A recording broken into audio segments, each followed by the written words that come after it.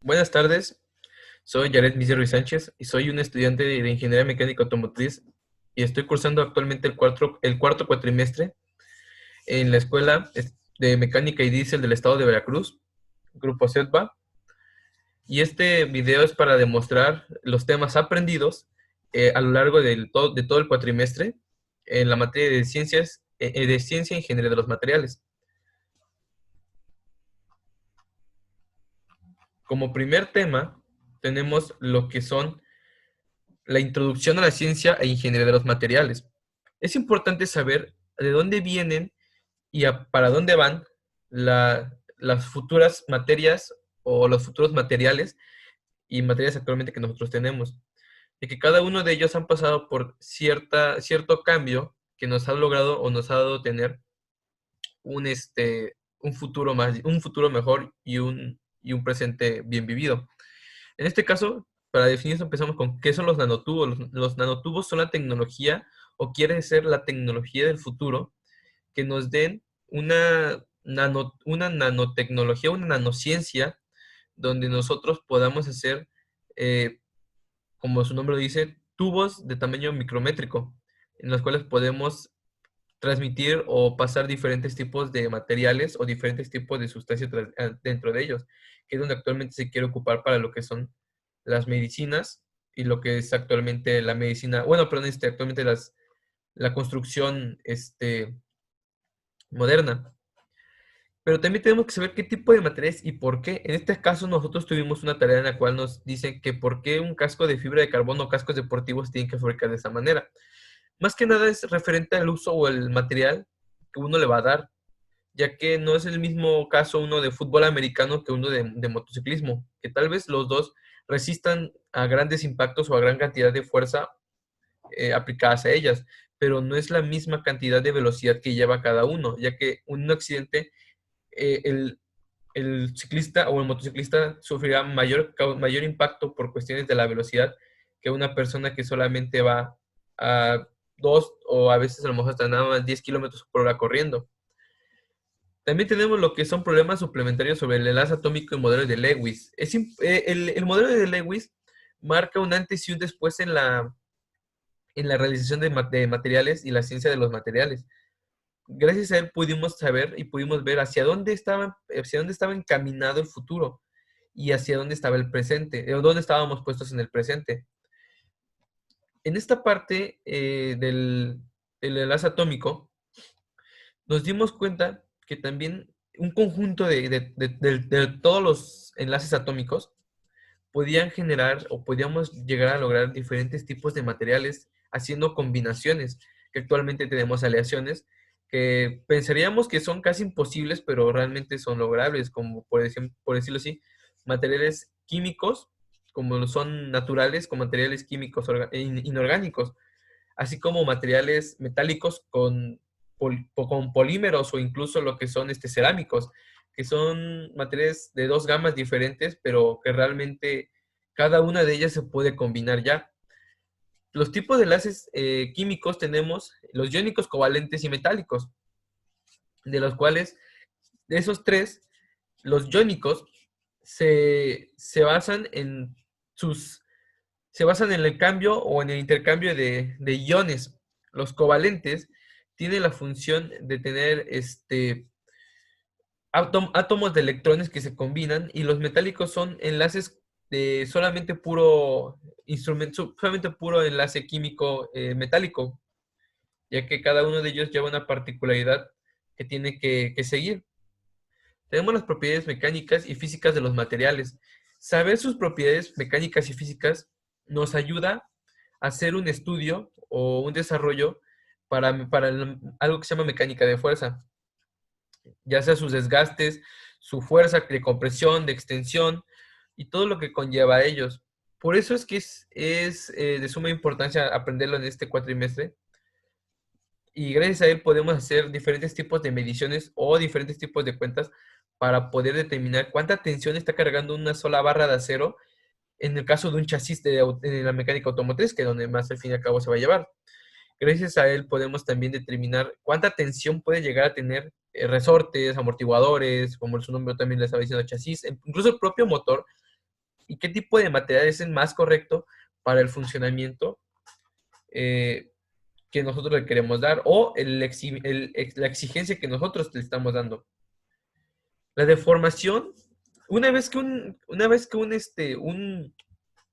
un vehículo, o bueno, perdón, una vez que un material alcanza su punto límite, conlleva o lleva a la deformación. Puede ser deformación total o parcial. En este caso es unitaria, ya que solamente recibe por unos cuantos segundos esa deformación.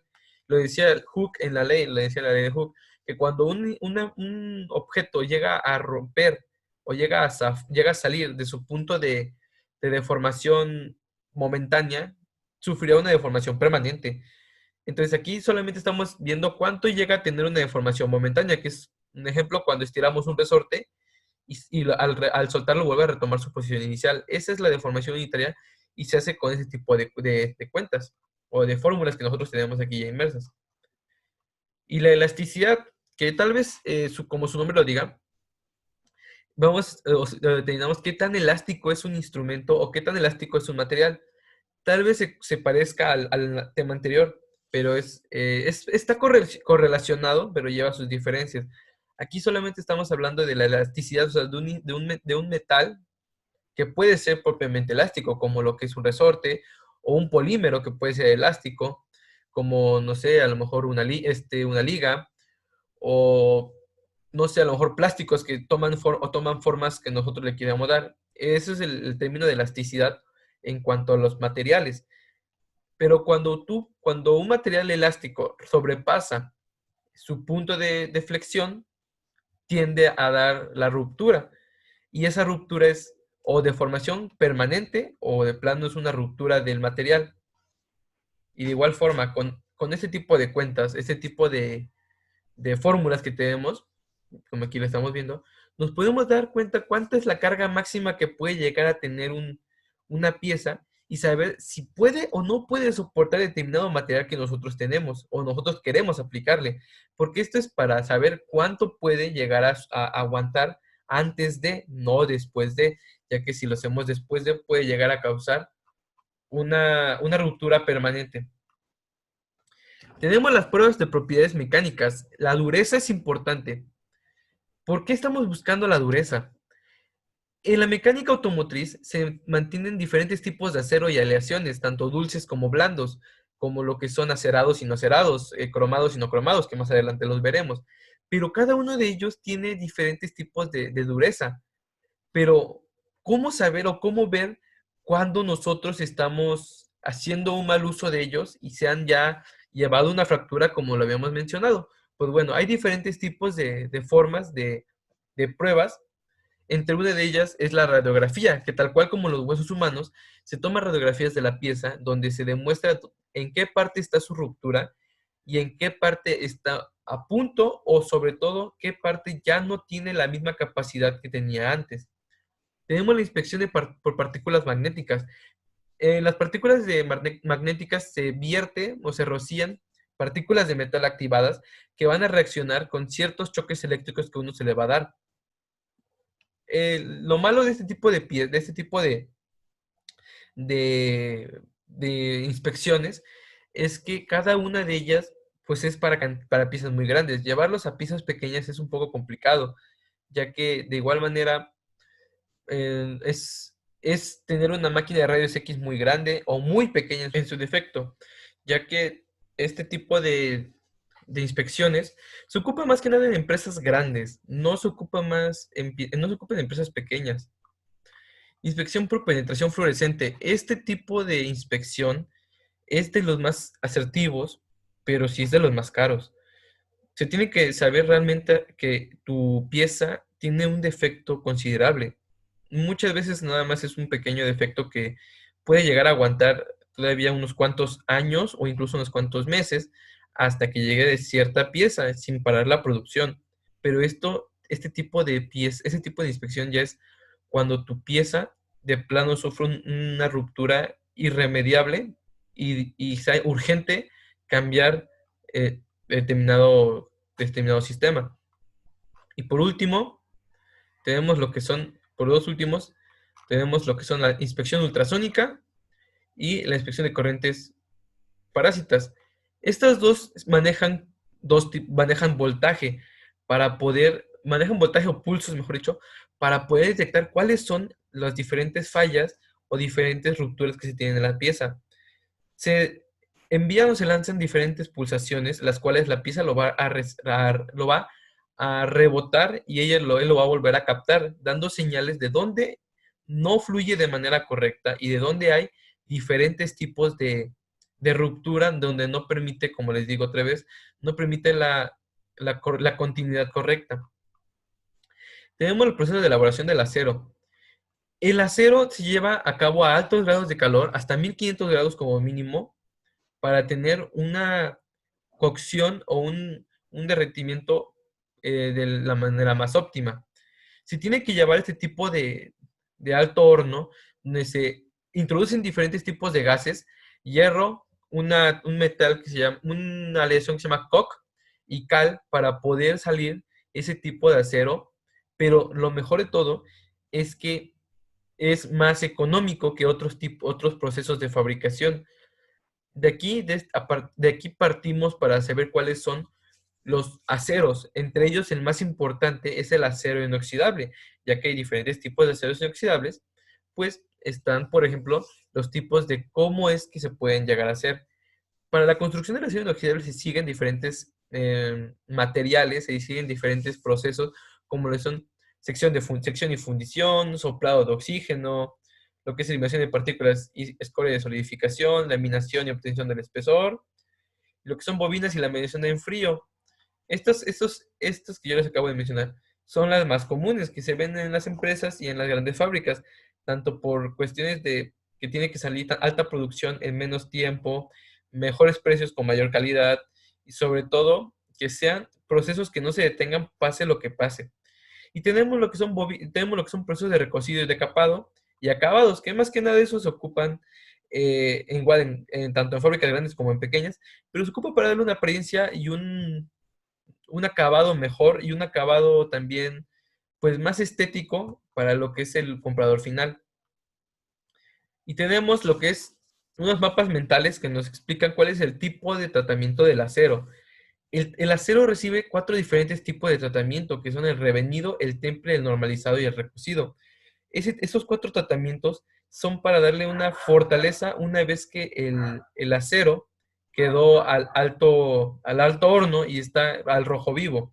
Obviamente ya se le dio una forma, ya sea por moldes o ya sea por medio de golpes, que ahorita vamos a ver.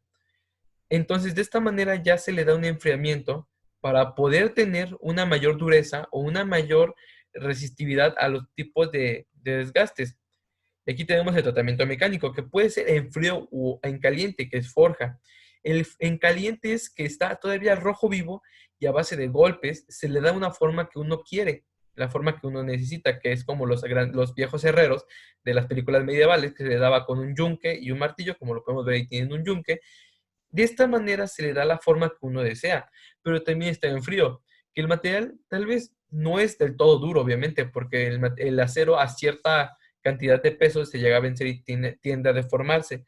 Entonces, el tratamiento mecánico en frío es darle forma una vez que el material ha sido enfriado y evitar una un mal destemple, ya me acuerdo, un mal destemple, pero lo malo es que en el frío tiende a romperse más fácilmente.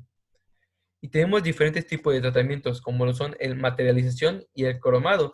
Actualmente todos hemos visto materiales cromados y se nos hace muy bonito de vista y es un buen procedimiento estético para que no se vea mal un acero. Pero la principal función es proteger de oxidación y de corrosión al acero, por eso es acero inoxidable.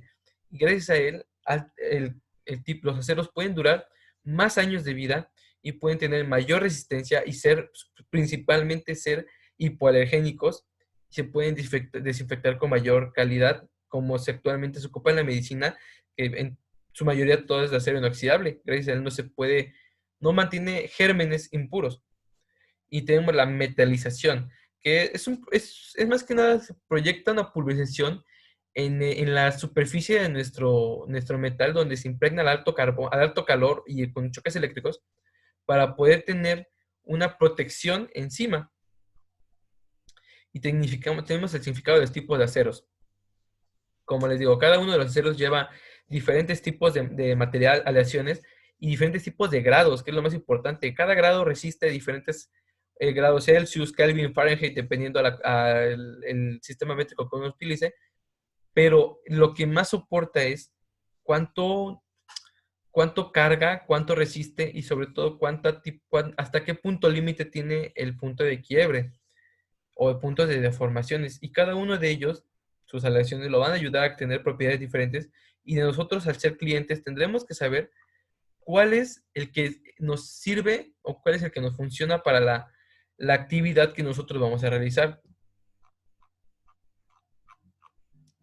Y ya para concluir, ya para concluir los parciales, vamos a hablar del tercer y último parcial, que es la corrosión de los metales.